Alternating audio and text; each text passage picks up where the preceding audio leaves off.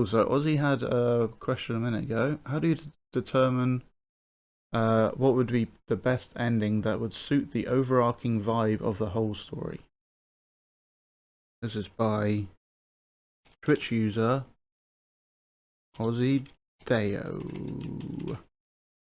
Kind of in harmony with the mice quotient stuff. The beginning suggests the ending. So in a general sense, like if you're going to Oz in the first chapter, then you're probably going to come out of Oz in the last chapter, or maybe a couple of chapters before the last chapter, so you have like a denouement wrap up chapter or whatever. So really the best ending will be suggested by the entire rest of the story. There's kind of a principle that I haven't actually heard people talk about or anything, but it's a principle that I have in my own brains, which is like, so a very basic principle is every word should matter, otherwise why is it there? Beyond that, every word should pull its weight. So this often means like doing more than one thing. So if you said he jumped off the cart, then that means he jumped off the cart. If you said he exploded off the cart, it implies more than he just jumped, but that a quality of the jump and a quality of the person. The person is dexterous and athletic, and maybe there's an urgency to that action, and things like that. It can suggest world building and character and all this kind of stuff. A word choice. Beyond that, this is kind of the thesis, is the ideal is one word relies on all words that came before it. Which is kind of true anyway, because if you just had carts, that doesn't mean anything. You need he jumped off the cart for that to mean anything. But if you had like the final word of the whole story was built up to by the entire rest of the story before it, that's the most impactful that one word can be. So there's a thing called I think it's microfiction, where you have just a few words to tell an entire story. This is a classic one. For sale, baby shoes never worn.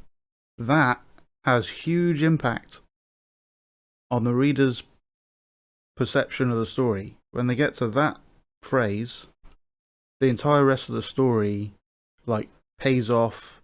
It changes their view of the rest of the thing. It's really huge, and it's easier to do in these very short things because you don't have to write tons of words. So that has huge, mucho impact, and that's kind of the ideal, is to have as few words as possible have the biggest impact at all times. And that kind of principle carries to endings. So if they the best impact with the mice quotient thingy is that, so when you get an answer to something, to this question that you've had through the majority of the story, that's dramatic. When you exit the place that you've been trying to escape for all this time, that's dramatic. If you find out the answer to the thing right before you find the exit and escape, that's double dramatic. And if you have all these things kind of tied together in the same scene, that's the most impact you can have, because the rest of the story was entering the place and having the question and investigating the question and trying to escape the place. So the entire rest of the story was building up to that stuff, to that ending. And that's why that having those kind of all crash at the same time is more impactful, because they rely even more heavily on what came before. I can create an explosion of things that gets the writing of the story going well, but the hardest part of writing the story often ends up with deciding if our originally planned ending works for what has been built around the story, as well as what is built into the story. Okay. So I'd probably do this process that I do normally here, noting things like foreshadowing, and not just like mentions of a thing might happen soon, but like Chekhov's gun style. You see a gun on the mantelpiece, and it's going to be used at some point. And same things for like themes and stuff. So, like with the mice quotient, the character, if the character starts off dissatisfied, that makes a promise to the reader that they're going to be satisfied by the end of it. Or if they enter a new place they don't want to be, then they're going to exit the new place. That's kind of the promise you've made to the reader. So I would go through, if you're not sure, if you had like an ending in mind, but now you're not sure if it's going to fit anymore, I'd probably go through the from the start to wherever you've got to in your story, and make a note of every single thing that the reader could see as a promise, even if it's just subtextual. And that should suggest an ending, essentially. So yeah, just have a big old list of all that stuff and what the payoff would be for that thing that it's suggesting. It's been a long time since I've watched Star Wars, but at some point, Luke wants adventure. He wants to like leave and do some cool stuff. At some point, he learns to use the Force a little bit.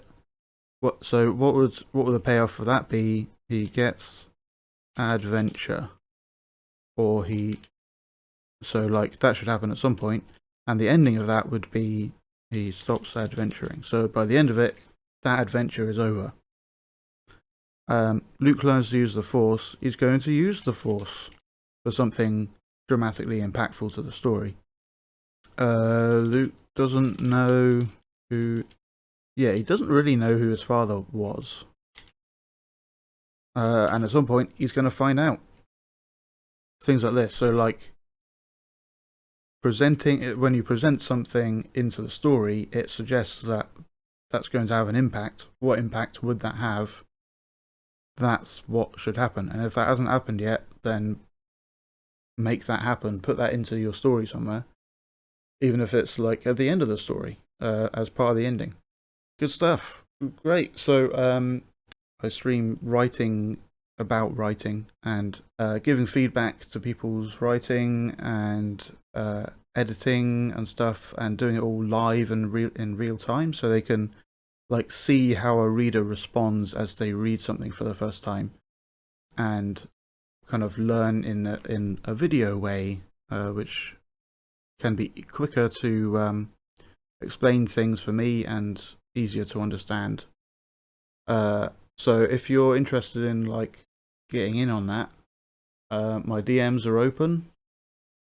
You can contact me wherever you see me on the internet to like send me some writing to look at on stream, or a topic you'd like explored on stream.